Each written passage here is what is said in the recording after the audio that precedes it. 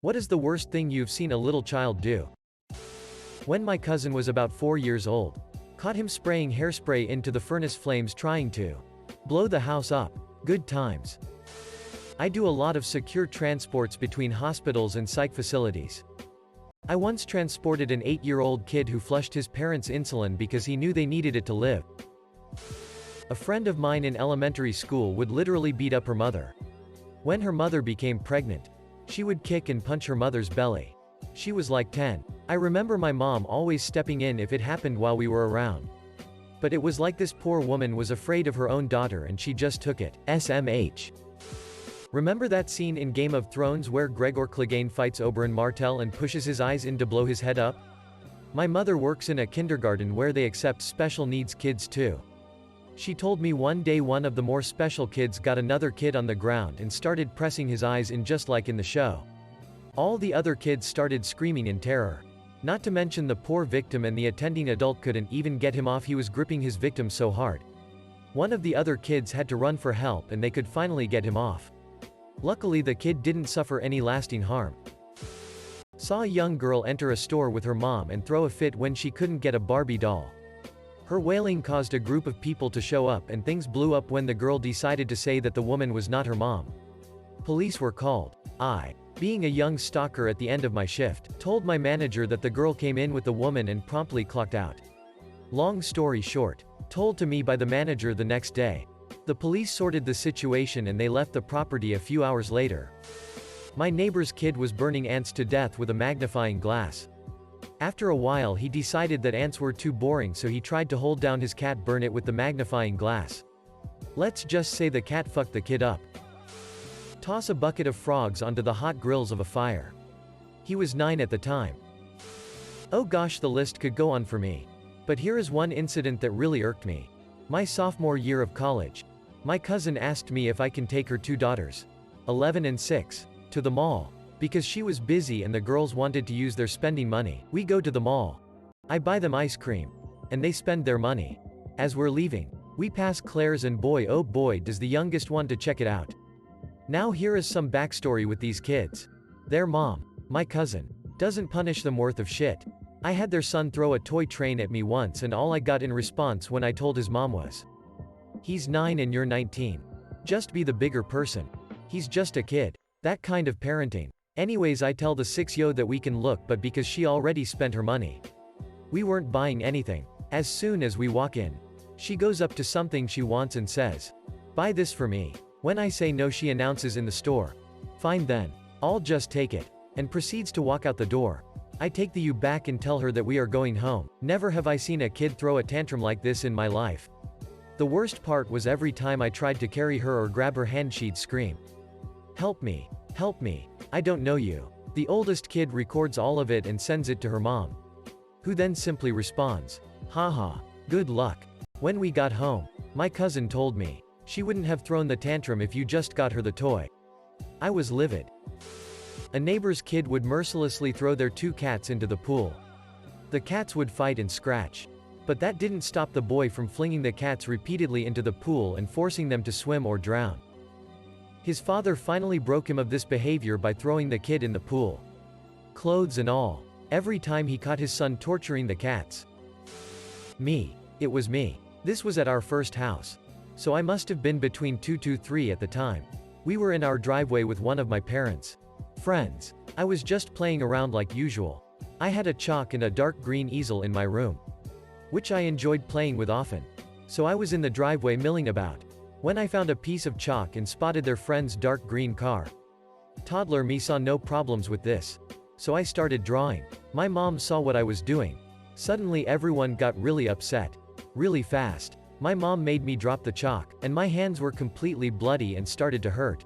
I was so confused and upset. It didn't occur to me until later what happened. It wasn't chalk. It was glass. I scratched that poor guy's car up to kingdom come with glass. We still saw that friend for years afterwards. So it evidently wasn't a friendship-ruining moment. I'm sure they paid for the paint job. In another case of mistaken identity. Did you know that to a child who knows nothing about cacti, certain ones look super soft and fluffy? They're not. They're absolutely not. I was at Boston Market. This kid smacked his mom's butt. She was like no. Then he grabbed her skirt and in one move pulled it down to her ankles. She was in shock. The store was packed too. She couldn't get her clothes up fast enough. I admired her for not running out the store though. She got her chicken and left fuming. In my kindergarten class, this big kid punched a girl in the face and then slammed her face into a desk because she stole my seat. By the way, it wasn't his seat and he never sat there. When I was an English teacher in China, I had a 7-year-old student called Prince. That was not just his chosen English name, which can be anything from Sally or Ben, to Superman or JJ Kangaroo, but also a direct translation of his Chinese name, which gives you all the information you need about this child's idea of his station in life and how he was treated by his parents. This kid yelled at the other kids and me on a daily basis. Threw fists if anyone got too close and once threw a, luckily light plastic, chair across the classroom at me. But the worst of all was the time that this kid screamed so much his throat started bleeding. He had to go to hospital and couldn't speak for a few days.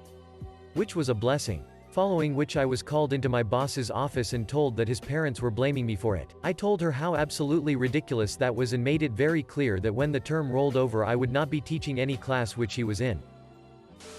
My neighbor's kid who was about 10 or 11 used to lure stray dogs up to his porch, then would tie the dog down and stick a firecracker, those little black cats, in the dog's butt and light it on fire.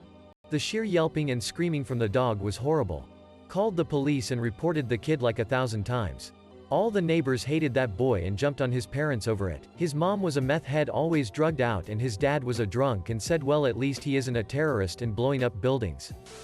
A while ago, around the time my dad was sick with cancer, I went to visit my sister as he was staying with her. Her daughter lived there with her husband and daughter as well. They'd make it a huge point that they taught their daughter the right names for genitals so that if anyone were to molest them and call it something else, they'd know. I would play Barbie and stuff with her, and whenever I didn't do what she wanted me to do, she'd say she'll go to her parents and tell her I touched her. The first time she did that to me shocked me to my core. I went to tell my niece and she told me they'd had incidents that she threatens to do that pretty often to their family, friends and teachers. I think the way they overemphasized stuff like that to her made her use it to her advantage. After my dad died, she also told me things like, you're never ever going to see him again, and you don't have a dad anymore. This kid was like 5 or 6. Was out camping on a lake with numerous families with kids. This one couple had 2 daughters. Can't remember if they were twins or just really close in age.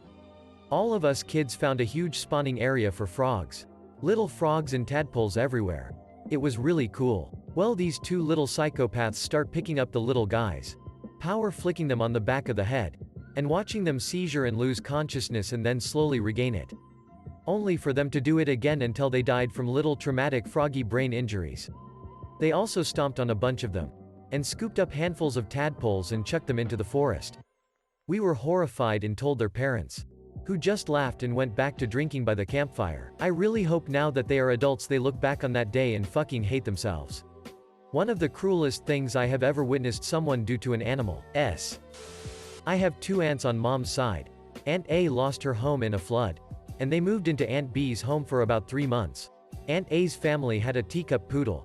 Aunt B's son, APPX 10 years old, spent most of that 3-month period trying to kill their dog with Rube Goldberg machines.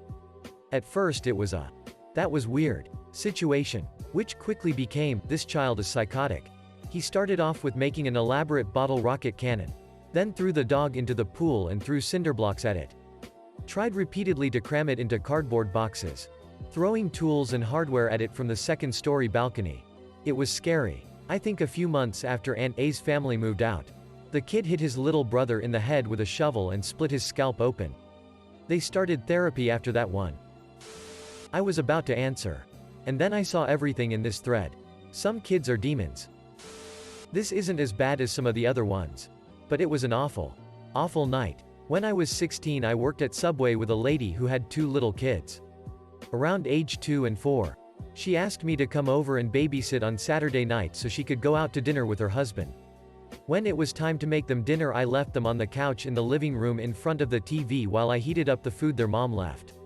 I heard giggles and happy squeals from the living room. Awesome. Happy kids. I came out to the 2-year-old with her diaper off, smearing her crap along the wall from one end to the other. Her older sister was cheering her on.